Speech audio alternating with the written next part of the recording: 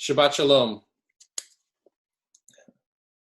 This Shabbat is Shabbat HaGadol, or the Great Shabbat, the Big Shabbat. And traditionally, this is called the Big Shabbat because of its spiritual significance before our redemption on the upcoming holiday of Passover on Wednesday night. And because traditionally, the rabbis would speak about the laws of Passover. And this topic and all the questions that would ensue this morning in synagogue would create a service that was very large in terms of time.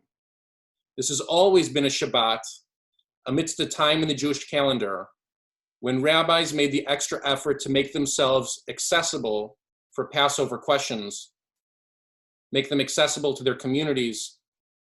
And this is one of the reasons that I decided to begin this Zoom Shabbat service on this Shabbat and make it a Shabbat HaGadol for our community. However, my association with Shabbat HaGadol has always been that this week before Pesach, this is the week, and has always been the week my entire life, of my Papa Nathan Zellman's yurtzeit, the anniversary of his death. Papa Nathan's yurtzeit is a different one for me than the yurtzeits of my other grandparents, because you see, of all of my grandparents, he's the only one I never met. Amongst my grandparents, my relationship with him is at the same time the strongest and the weakest. Of all my grandparents, we have the least close relationship because we never met in person. And yet we maintain the closest bond because I carry his name, my Hebrew name, Natan.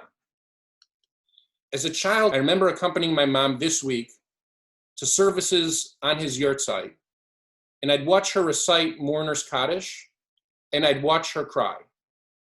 For those of us who pray alongside my mom regularly in the sanctuary, we know that she's a crier. She cries on Shabbat morning at Adat Shalom. She cries when she lights the candles on Friday night in her home. She cries often at many, many television commercials. But her tears for her father always felt different to me. Each year, her tears on Papa's yurtzeit felt fresh and raw, as if she just lost him days before. Because, in truth, she lost him too early in life. And I got to connect with Papa Nathan through his yurtzeit, through my mom's Mourner's Kaddish, through stories, through my name. Mourner's Kaddish provides a portal for us to connect with loved ones who have left the physical realm.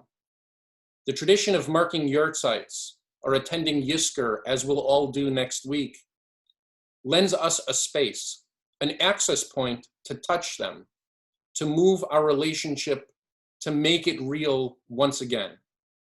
We all know it to be true, especially now. We all know that our loved ones are out there in the world sheltering in place just like us. Intellectually, we know it. We have a picture of them in our minds, in their homes. And yet it makes us extraordinarily happy, even emotional, when we get to see those that we care so deeply about, when we get to see them through Zoom or through FaceTime.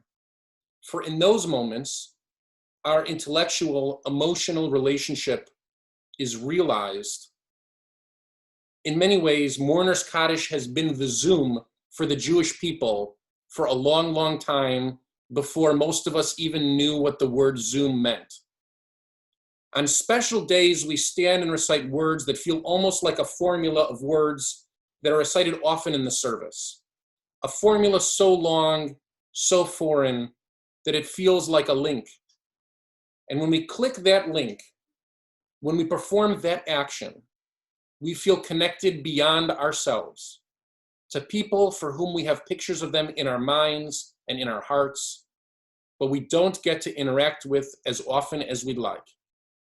But at these special moments, for each of us, we finally get to connect. As a child, I would sit next to my mom and listen to her recite the formula of Kaddish and think about Papa Nathan's face. I'd think of the black and white pictures of him and Grandma Faye I think of the pictures of him with my mom and my Aunt Aline. Then often on that day, my mom would tell stories about how Papa Nathan had such a tough childhood, how he was self-taught, self-made, how he prevailed the Shoah, how he came to Chicago, how he had to work on Maxwell Street through the bitter winter, how he used to toss chickpeas in the air at dinner and catch them in his mouth. He could be very, very serious at times, and he could be very, very funny.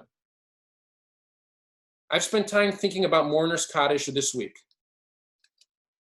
It lasts 30 seconds, maybe a minute, and it means so much to us. In a way, from the very beginning of these challenging times, I knew from the outset that I had to protect Mourner's Kaddish for all of us in the community. It cements a connection for us. The act of standing and reciting those words is an affirmation that the relationship is not lost. Telling stories is an honor, a testimonial about the person's life. Learning to write another person's name as your own is a privilege that I've enjoyed my entire life. Each year on Papa Nathan's yahrzeit, I think during Mourner's Kaddish, I hope he's proud of what his name became. I think it every year. What a privilege it has been to walk my life and continue his memory for my mom. We didn't have a common Zoom vernacular before this year to explain it, but I've always believed that we enter the synagogue for services. And for those of us who stand to recite Mourner's Kaddish, we enter a meeting, but we're not the host.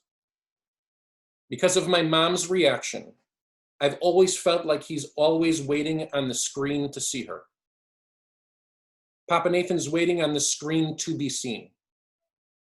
I always see him in black and white from his photos, but now he's standing next to Grandma Faye, who's actually in color. In that moment of Mourner's Kaddish, in that moment that I'm standing and reciting those words,